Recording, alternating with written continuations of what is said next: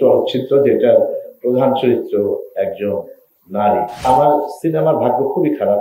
রেহানা করার পর থেকে আমার জীবনের অভিনয়ের ড্রাফটটা চেঞ্জ হয়েছে। সিনেমাটা ঈদের রিলিজ দেয়া কিন্তু সানি সারোয়ার ভাইয়ের জন্য একটা রিস্কের কাজ। আমি এশা মার্ডার সিনেমাতে এশা চরিত্রে অভিনয় করছি। কাস্টিং ডিরেক্টর আমাকে দেখে বলে, না আপনার লোকটা যাচ্ছে না আমাদের ক্যারেক্টারের সাথে।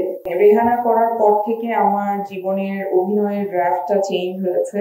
আমি যেই সব চরিত্র সিলেক্ট করেছি সেই সব চরিত্র একটা থেকে আরেকটা আলাদা হতে হবে, এটা ছিল আমার প্রথম শর্ত। তো যখন এশা মার্ডারে আমাকে লীনা ক্যারেক্টারটার জন্য সানি ভাই অফার করেন, সানি ভাইয়ের সাথে আমার 7-8 বছর আগে আরেকটা কাজের কথা হয়েছিল।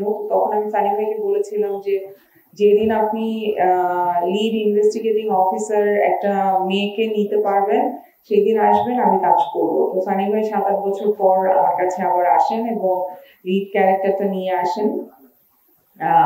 এই জন্য আমি তার কাছে গ্রেটফুল।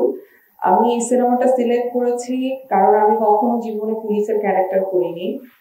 দ্বিতীয়ত এটা একটা কমার্শিয়াল মুভি, যেটা আমাকে অনেকে মনে করে যে আমি শুধু মনে হয় রেহানা বা বুটি টাইপের কাজই করতে পারি, অন্য কাজগুলো হয়তো আমাকে দিয়ে নাও করা যেতে পারে। এটাও আমার এক্সপ্লোর করার ছিল। আমার কথা হচ্ছে যে ঈদে 6টা ছবি আসছে, বা আমি জানি না 7টা না 6টা ছবি আসছে। সবাই সবগুলো দেখবে এটা আমি আশা করি। আর আমাদের সিনেমাটাও দেখবে, কারণ আমরা কাজটাকে অনেক ভালোবাসা দিয়ে করেছি এবং গল্পটা আমার কাছে তো খুবই ভালো লেগেছে। আমার ধারণা আপনাদের কাছেও ভালো লাগবে। সিনেমাটা ঈদের রিলিজ দেয়া কিন্তু সানি সারোয়ার ভাইয়ের জন্য একটা রিস্কের কাজ, যেটা যে সাহসটা উনি করেছেন। বাংলাদেশে ফিমেল লিডের মানে কাজ হয় না, হলে সেটা ঈদের রিলিজ হবে, এটা খুবই রেয়ার ঘটনা। তো সেই সাহসটা যে সানি ভাই করেছে, সেই তাকে সাপোর্ট করার জন্য হলেও আসলে বাংলাদেশের দর্শক হলে এসে সিনেমাটা দেখবে। দর্শকদের ভালো লাগবে, দেখবে, কিন্তু আমাদেরটা কেন দেখবে একটা প্রশ্ন ছিল। সেটা হচ্ছে যে বাকি 5টা চরিত্র প্রধান চরিত্র পুরুষ, আমি যতদূর আমার ধারণা, কিন্তু একটি চলচ্চিত্র যেটার প্রধান চরিত্র একজন নারী। তো সেই জন্য আমার মনে হয় যে দর্শকদের দেখা উচিত এবং দর্শকরা সেই কারণে ওখানে কাজ করতে করতে বিভিন্ন চরিত্র করতে করতে করতে করতেই তো আসা। আর আমার সিনেমার ভাগ্য খুবই খারাপ। আমি মেইন ভিলেনও করেছি, তারপরে পুরস্কার পাইনি। যদি পুরস্কারটা অনেক বড় জিনিস হয়ে থাকে, বড় হিসাবে দেখা হয়, অবশ্যই যাতে চলবে পুরস্কার। আমার জীবনে এখন তো কোনো পুরস্কার নেই, কোনো না। পাড়ায় আছে, পাড়ার থেকে অনেকে দেওয়া। তো এটার জন্য আমার কোনো আফসোসও নেই।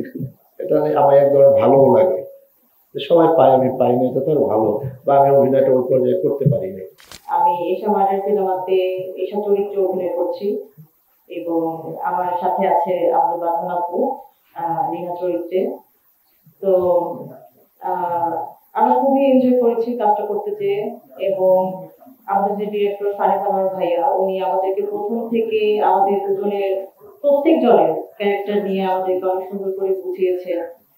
লীনা কিভাবে কথা বলে, এশা কিভাবে কথা বলে, তারা কিভাবে হাঁটাচলা করে, প্রত্যেকটা জিনিস উনি হাতে কলমে আমাদেরকে শিখিয়ে দিয়েছে। আমরা প্রত্যেকটা জিনিস নোট নিতাম।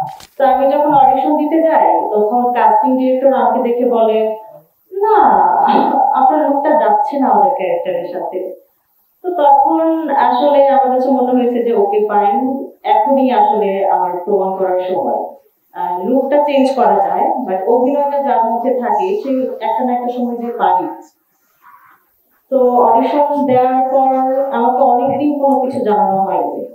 প্রায় 1 মাস পর আমাকে কল করে জানানো হয় ইউ আর সিলেক্টেড। তো এটা আমার জন্য খুবই একটা খুশির আনন্দের সময় ছিল। এবং যখন আমি জানি বাঁধন আপু আছে এটাতে, প্রথমেই তো জানতাম বাঁধন আপু আসলে আগে সিলেক্টেড হয়েছিল। তো এরপর তখনই যখন জানতাম, আমার খুবই ইচ্ছা ছিল ওনার সাথে স্ক্রিন শেয়ার করার, এবং আলহামদুলিল্লাহ সেটা হয়েছে।